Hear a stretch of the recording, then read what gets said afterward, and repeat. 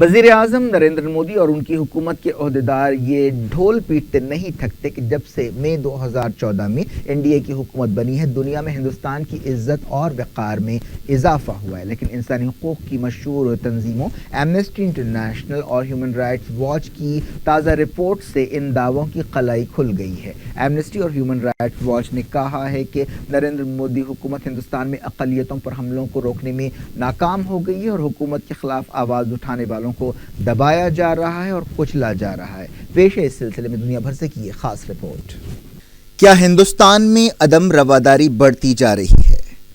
ملک میں کئی مہینوں سے اس بارے میں بحث جاری ہے۔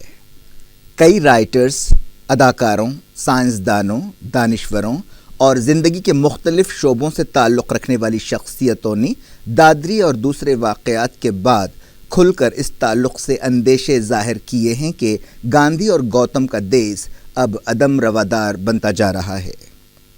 اس ملک میں ایک مخصوص سوچ کو تھوپنے کی کوشش کی جا رہی ہے، لیکن کچھ لوگ ایسے بھی ہیں جنہیں ملک میں کہیں عدم رواداری نظر نہیں آتی۔ اس بحث کے درمیان دنیا میں انسانی حقوق کے لیے کام کرنے والے دو اہم اداروں نے ایک لحاظ سے تصدیق کر دی ہے کہ ہندوستان میں عدم رواداری پائی جاتی ہے۔ ایمنسٹی انٹرنیشنل اور ہیومن رائٹس واچ کی مانیں تو یہ عدم رواداری نہ صرف غیر سرکاری سطح پر بلکہ حکومت میں بھی پائی جاتی ہے۔ انسانی حقوق کی یہ باوقار تنظیمیں اس نتیجے پر پہنچی ہیں کہ بی جے پی کی قیادت والی نریندر مودی حکومت ہندوستان میں مسلمانوں اور دوسری اقلیتوں پر حملوں میں ناکام رہی ہے۔ ایمنسٹی انٹرنیشنل اور ہیومن رائٹس واچ نے کہا ہے کہ این ڈی اے حکومت اس پر تنقیدوں کو برداشت نہیں کر رہی ہے اور حکومت کے خلاف آواز اٹھانے والوں کو نشانہ بنایا جا رہا ہے۔ ہیومن رائٹس واچ اور ایمنسٹی انٹرنیشنل نے انسانی حقوق کے لیے کام کرنے والوں اور غیر سرکاری تنظیموں کو نشانہ بنانے اور ان کی غیر ملکی فنڈنگ روکنے پر بھی حکومت کو تنقید کا نشانہ بنایا۔ ہیومن رائٹس واچ نے دنیا بھر میں انسانی حقوق کے بارے میں اپنی ایک رپورٹ جاری کی۔ 1600 صفحات سے زیادہ کی اس رپورٹ میں صاف لفظوں میں کہا گیا کہ وزیر اعظم نریندر مودی کی حکومت اظہار خیال کی آزادی اور مذہبی اقلیتوں پر بڑھتے ہوئے حملوں کو روکنے میں ناکام رہی ہے۔ یہ وہی وزیر اعظم نریندر مودی ہیں جن کے لبوں پر ہمیشہ وکاس کی بات ہوتی ہے، لیکن یہ بھی ایک حقیقت ہے کہ وکاس یا ترقی کے لیے ملک میں امن و سکون کا ماحول ضروری ہے۔ ہیومن رائٹس واچ کی south Asia director Meenakshi Ganguly نے کہا ہے کہ ہندوستان کی حکومت مخالفانہ آوازوں کو دبا رہی ہے، جس سے ملک میں اظہار خیال کی آزادی کی پرانی روایتوں کو دھکا لگ رہا ہے۔ میناکشی گانگولی نے ایک بیان میں کہا کہ حکومت کو اس بات کی تردید کرنے کے بجائے اور مخالفین پر جوابی حملے کرنے کے بجائے برداشت اور پرامن بحث کی حوصلہ افزائی کرنی چاہیے اور ان لوگوں کے خلاف کارروائی کرنی چاہیے جو تشدد کرتے ہیں یا تشدد کے لیے اکساتے ہیں۔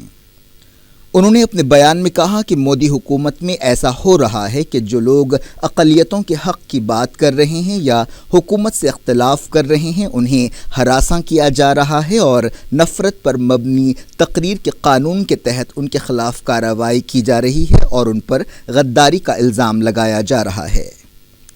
ہیومن رائٹس واچ کے بیان میں کہا گیا کہ مودی حکومت کئی بار کتابوں، فلموں یا فن کے ذریعے آواز اٹھانے والوں کو دبا رہی ہے، ان پر سینسرشپ لگا رہی ہے اور انہیں پریشان کر رہی ہے۔ رپورٹ میں کہا گیا کہ یہ ایک تشویشناک رجحان ہے کہ بی جے پی کے بعض لیڈرز کی طرف سے مسلمانوں کے خلاف جارحانہ بیان بازی کی جا رہی ہے، جس سے مذہبی اقلیتوں میں سلامتی کا احساس ختم ہو رہا ہے۔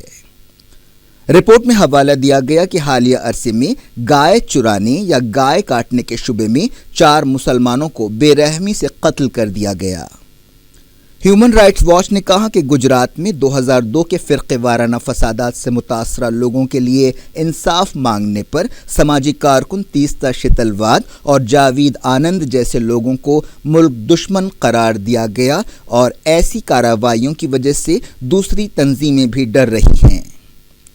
ایمنسٹی انٹرنیشنل نے کہا ہے کہ نریندر مودی حکومت سیاسی مقصدوں کے لیے سماجی کارکنوں اور لوگوں کے حق کے لیے آواز اٹھانے والوں کو نشانہ بنا رہی ہے۔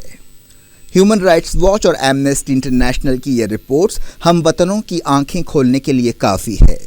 نریندر مودی حکومت کے ذمہ داروں اور ہندوتو کی طاقتوں کو یہ بات اچھی طرح سمجھ لینا چاہیے کہ ڈر و خوف اور ملک کی ترقی ساتھ ساتھ نہیں چل سکتے۔ اگر وہ ہندوستان کو 21ویں صدی میں دنیا کی ایک بڑی طاقت بنانا چاہتے ہیں تو انہیں دہشت کی جگہ امن اور نفرت کی جگہ محبت کا راستہ اپنانا پڑے گا۔ ویڈیو ایڈیٹر اکبر خان کے ساتھ شجیع اللہ فراست۔